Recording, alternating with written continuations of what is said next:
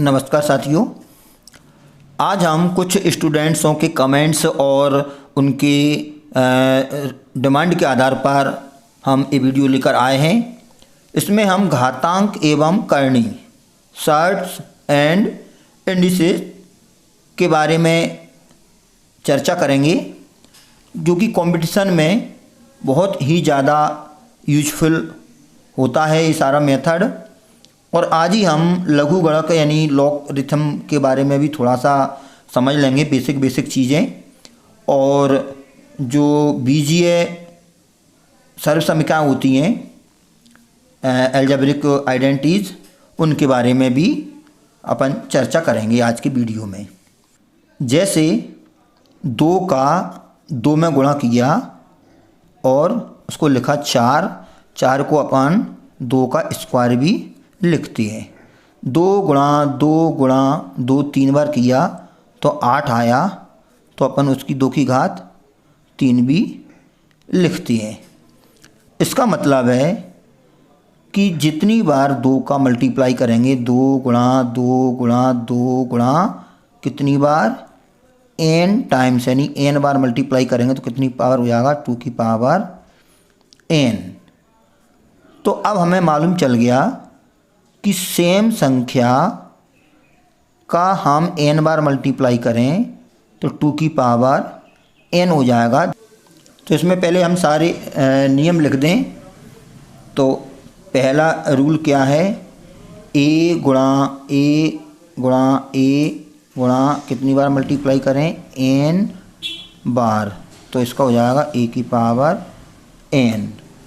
दूसरा होता है कि यदि हम a की पावर m और उसकी पावर n करें तो पावर का आपस में मल्टीप्लाई हो जाता है पावर का।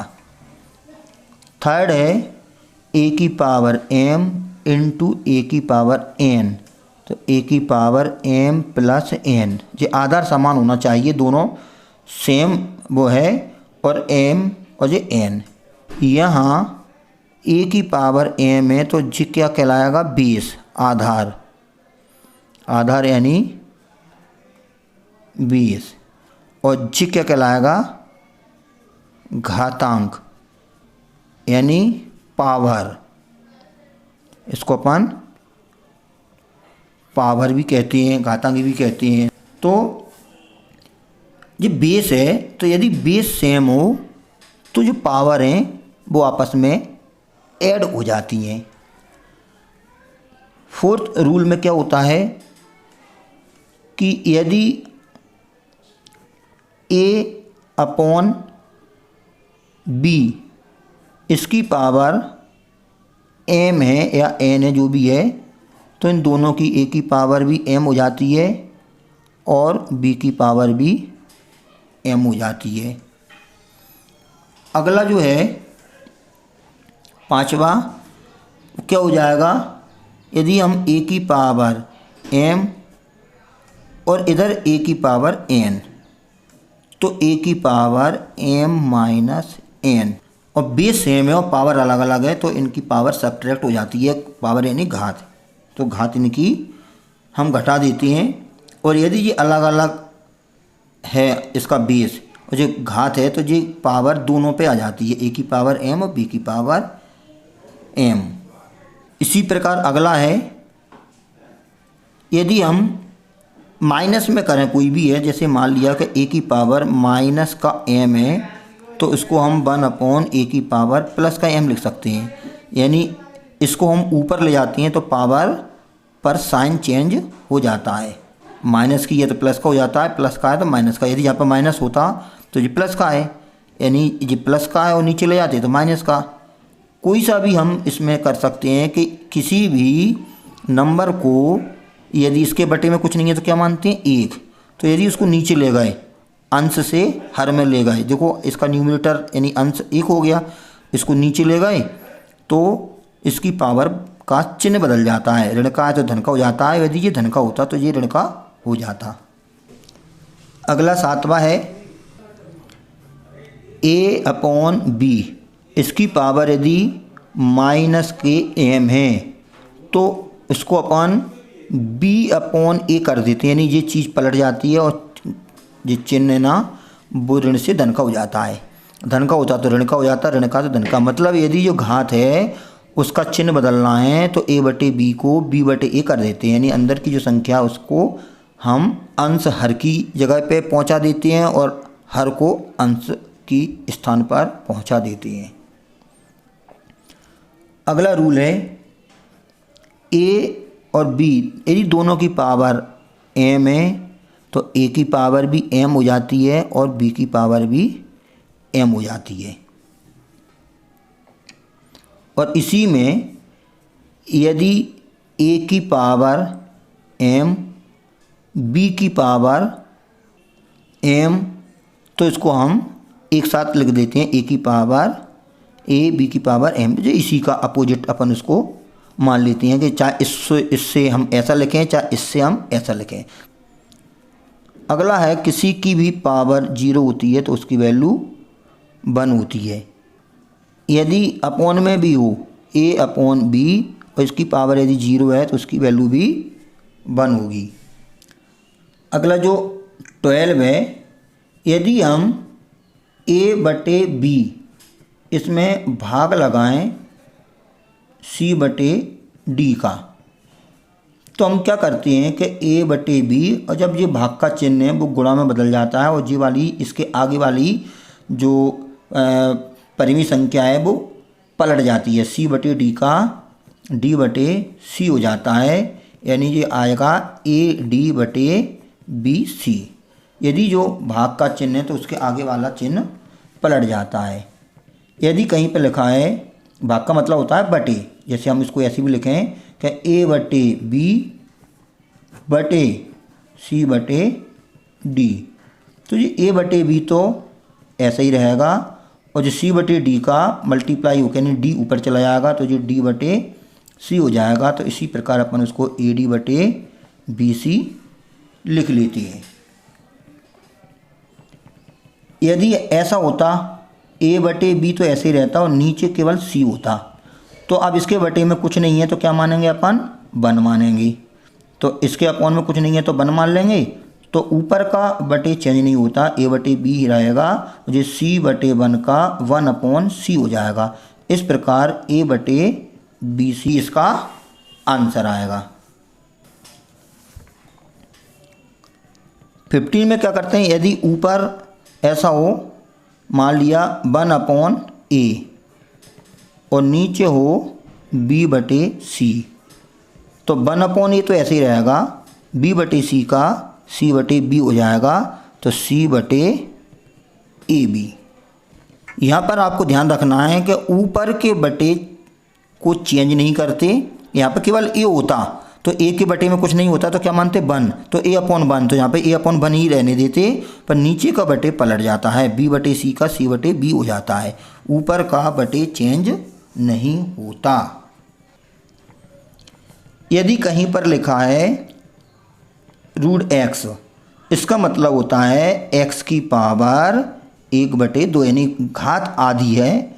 इसका मतलब यहाँ पे 2 अंदर छिपा रहता है, यदि कुछ नहीं रहता तो 2 मानते हैं और उसकी घात 1/2 होती है। इसके बाद में जो भी यहाँ पे रहता है, यदि यहाँ पे 3 है इसका मतलब है कि x की घात 1/3। फिर तो हम जितना भी रहता है उसको अपन करणी चिन्ह कहते हैं। x पर करणी चिन्ह यदि 5 है इसका मतलब है कि x की घात 1/5। ध्यान दें, इसको हम 5x इसको x की घात 1/5 लिखेंगे, ये अपना गलत हो जाएगा क्योंकि इसका तो मल्टीप्लाई हो रहा है, ये तो √x का काम करेगा ऐसा, तो इसकी पावर 1/2 यानी ये अपन लिखेंगे तो 5 और इसकी घात हो जाएगी 1/2, तो ऐसा हो जाएगा 5 गुणा x की घात 1/2। यानी करणी चिन्ह को यहाँ ऊपर लिखा जाता है थोड़ा सा अंदर, यहाँ पे सामने लिखेंगे वो उसमें मल्टीप्लाई में या गुणा में माना जाता है। यदि कहीं लिखा है x की पावर m और y की पावर n, इससे हमें x की वैल्यू निकालना है तो x की वैल्यू के लिए हम क्या करेंगे कि जो पावर इससे इधर जाती है तो वो बटे में चली जाती है, यानी बाई की पावर n तो ऐसे ही रहेगा, इसके बटे में कुछ नहीं है तो क्या मानते हैं 1, तो m बटे 1 का 1 बटे m हो जाएगा। और हमने अभी अभी देखा कि जब किसी संख्या पर घात हो और इस पूरे पे घात और लगी हो तो घात और घात का आपस में मल्टीप्लाई हो जाता है, यानी पावर पावर का मल्टीप्लाई हो जाता है। तो n का 1 बटे m में मल्टीप्लाई होगा तो इसके बटे में 1 है, तो गुणा में अंश अंश में गुणा होता है, हर हर में गुणा होता है, तो n बटे m हो जाएगा, n बटे m। इस प्रकार से x की वैल्यू हमें बाई की पावर n बटे m आ जाएगा।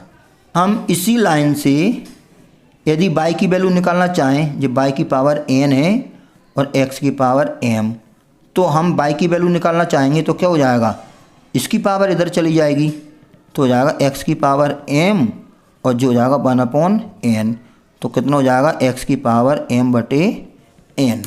इस प्रकार से हम बाई की वैल्यू निकाल सकते हैं। जैसे एक एग्जाम्पल है, कभी कभी वो ऐसा लिख देते हैं कि यदि m की पावर n 121 हो तो m-1 और n+1 का मान ज्ञात कीजिए। अभी हमने ये क्वेश्चन आपको समझाने के लिए यहाँ पे लिख दिया, नहीं तो वैसे सारे रूल पहले हम लिखते और क्वेश्चन वगैरह हम बाद में करते, लेकिन अभी हम इस पर चर्चा कर लेते हैं। तो इसमें ये क्या दिया है, m की पावर n और इसको अपन 21 को लिख सकते हैं 11 की घात 2, 11 का वर्ग 121 होता है। तो यदि हम इससे कंपेयर करें तो m कितना हो जाएगा 11 और n कितना हो जाएगा 2। अब हम इसकी वैल्यू चाहिए, तब जी कितना है m-1, m-1 मतलब 11-1, तो 11-1 हम डायरेक्ट कर दें 10 हो जाएगा। और जी n+1 मतलब 2+1 यानी 3, तो इसका आंसर कितना हो जाएगा 1000। इस प्रकार से ऐसे कंपटीशन में पूछे जाते हैं कि यदि इसकी पावर इतना है तो इसकी वैल्यू निकालो। इससे अपन किसी अन्य की वैल्यू भी निकाल सकते हैं। कहीं पे लिखा है 1 × 1 × 1 × कितनी बार मल्टीप्लाई हो रहा है n बार, तो इसका आंसर 1 ही आएगा, क्योंकि 1 को हम कितनी भी बार मल्टीप्लाई करें उसका आंसर 1 आएगा, क्योंकि 1 एकम 1 और 1 एकम 1, तो ऐसा वो 1 ही रहेगा लास्ट में। लेकिन यदि कहीं पे प्लस हो रहा है 1+1+1 कितनी बार n बार, तो इसका आंसर n आएगा, क्योंकि 1 को 2 बार जोड़ेंगे तो कितना आएगा 2, 1 को 3 बार जोड़ेंगे तो कितना आएगा 3। इसका मतलब है कि 1 को 3 बार जोड़ा तो 3 आया, 1 को 4 बार जोड़ा तो 4 आया, 1 को हम 5 बार जोड़ें 1 धन 1 धन 1 करके तो 5 आएगा। तो इसी प्रकार 1 को हमने कितनी बार जोड़ा n बार, तो कितना आया n। इसी में हम कुछ लघु गुणक के नियम, लॉग के नियम देखें। वैसे अब लॉग होता क्या है तो देखें, और लॉग किस में यूज होता है, जब कैलकुलेशन में बहुत बड़ी पावर रहती है। जैसे हमने लिखा 575 की पावर 10,000, तो 575 की पावर 10,000 को सॉल्व करना बड़ा मुश्किल काम है, बहुत बड़ी बड़ी क्वांटिटी आती है, तो लघु गुणक के नियम से उसको सॉल्व करते हैं। मतलब जब कैलकुलेशन बड़ा होता है तो बड़े कैलकुलेशन को हल करने के लिए लॉगरिथमिक यानी लघु गुणक का उपयोग करते हैं। तो लघु गुणक में क्या होता है, घातांक को लघु गुणक में बदला जाता है और लघु गुणक को घातांक में बदला जाता है। जैसे हम कहें कि 10 की घात 2 बराबर 100 होता है, अभी घात के रूप में लिखा है, अब इसको हम लघु गुणक के रूप में लिखें, लघु गुणक के रूप में यानी लॉग के रूप में। इसमें बेस कितना है 10, तो हम कहेंगे कि जो बेस नीचे बेस रहता है 10 बेस पर 100 का लघु गुणक का मान 2 है। इस चीज़ को एक बार फिर से अच्छी तरह से समझें। जब कभी भी जैसे 10 की घात 2 100 होता है, हमको मालूम है 10 का वर्ग 100 होता है। अब इसको ये किस रूप में है, घातांक रूप में, घातांक रूप में है, इसको हमको लघुगणक के रूप में लिखना है। तो हम क्या कहेंगे कि बेस कितना है 10, यानी 100 का लॉग या लघुगणक 20 10 पर 2 है, यानी 100 के लघुगणक का 10 20 पर मान कितना है 2। 10 की घात 0 का मान कितना होता है 1। ये है घातांक रूप। इसको लघुगणक में लिखना है तो क्या आएगा, log 1 20 10 बराबर 0, यानी log 1 का मान आधार 10 पर 0 है। इससे हमें पता चलता है कि log 1 का मान किसी भी आधार पर 0 होगा। अब हमने देखा कि 50 की घात 0 का मान 1 होता है। अब इसको हम लघुगणक के रूप में लिखेंगे तो आधार 10 पर 1 का लघुगणक कितना है 0, यानी जो पावर है वो बराबर में आ जाती है। इसी प्रकार 12 की घात 0 भी 1 होता है, तो इसको हम लघुगणक के रूप में लिखेंगे तो 12 बेस पर 1 का लघुगणक यानी log 0 है, ये 0 आ गया। तो इन सबको देखकर हमको क्या आइडिया लगा कि कोई भी बेस क्यों ना हो, 1 के log का मान हमेशा 0 होता है। तीसरा क्या है कि कोई भी नंबर क्यों ना हो, उसकी घात ऋण में हो चाहे धन में। जैसे हमने देखा कि 3 की घात ऋण 2 तो कितना आया 1/3 की घात 2 यानी 1/9। तो घात ऋण से कभी भी संख्या ऋणात्मक नहीं आती। कोई भी नंबर की घात ऋण करें तो घात ऋण से कभी भी संख्या ऋण में नहीं आएगी, संख्या आपकी धन में रहेगी। तो अब इसको लघुगणक में लिखेंगे तो लघुगणक में कितना आएगा, हम इसको देखें कि ये जो चीज़ आई है हमारी कि 1/9 जो आधार कितना है 3, तो जो 20 में चला गया तो 1/9 का लघुगणक कितना है ऋण 2, जो पावर बराबर में आ जाती है। तो इससे आइडिया लगता है कि किसी भी संख्या का लघुगणक माइनस में हो सकता है, किसी संख्या का लघुगणक, लेकिन माइनस का लघुगणक कभी नहीं होता। मतलब log -3 तो ये है अपरिभाषित, यानी अपरिभाषित। माइनस का log कभी भी परिभाषित नहीं है। क्यों कि जो बराबर में आता है उसी का तो log लेते हैं। इधर देखें, जब 1 बराबर में है तो 1 का log हो गया, जे बराबर में है तो 1 का इधर का log हो गया। जो चीज़ बराबर में आती है, जो वैल्यू आती है उसी का तो log लेते हैं। तो कभी भी जो माइनस, तो जो वैल्यू कभी माइनस में नहीं आएगी। किसी की भी घात लें, कोई भी आधार हो, आधार माइनस का रहेगा तो वो तो आधार में जाता है, आधार में गया, और पावर है वो बराबर में आ गई। तो जहाँ पे तो माइनस आ ही नहीं सकता ना। किसी भी संख्या की पावर ऋण में हो तो वो तो धन में ही मान आएगा, और किसी की पावर धन में हो तो भी धन में आएगा। इसका मतलब है कि घात को हम लघुगणक के रूप में लिखते हैं, और घातांक ऋण हो चाहे धन हो, संख्या आपकी हमेशा धन में ही आती है। तो log हमेशा धन का ही होता है, कभी भी ऋण संख्या का log नहीं होता। हाँ, संख्या का लघुगणक ऋण में आ सकता है नहीं है। तो अब इसके कुछ रूल देखें। तो इसका जो पहला रूल है वो है log m × n, और किसी भी बेस को जब कुछ नहीं रहता तो ई मान लेते हैं, एनी नेचुरल बेस एक्सपोनेंशियल ई मान लेते हैं। तो log m × log n तो जो हो जाता है log m + log n, दोनों बेस ई रहता है।